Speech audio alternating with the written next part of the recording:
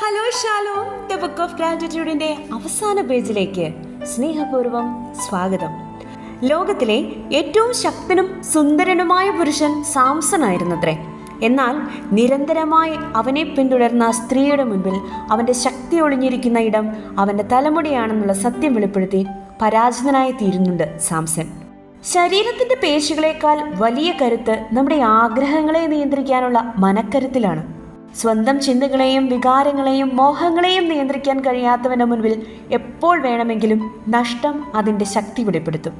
കരുത്തനായ മനുഷ്യൻ്റെ ഏറ്റവും വലിയ ശത്രു അവൻ്റെ ഉള്ളിലെ നിയന്ത്രിക്കാനാവാത്ത ആഗ്രഹങ്ങളാണ്.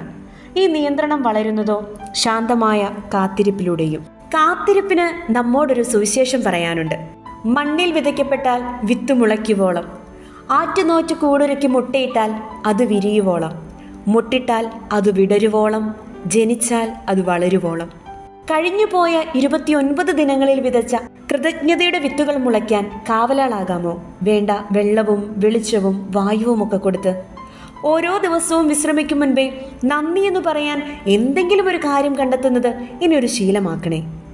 നന്ദി പറയുന്നതൊരു ശീലമായാൽ ജീവിതത്തിൻ്റെ സൗന്ദര്യം വർദ്ധിക്കും.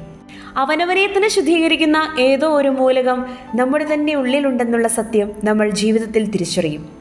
തിരക്കൊന്നും വേണ്ടെന്നേ, ചുറ്റുമുള്ള നന്മകളൊക്കെ കണ്ട് നന്ദി പറഞ്ഞ് ശാന്തമായി എന്നാൽ വിശ്വസ്തമായി ചരിച്ചാൽ മതി. സുന്ദരമാകട്ടെ ജീവനും ജീവിതവും. Remember, life changes when gratitude begins.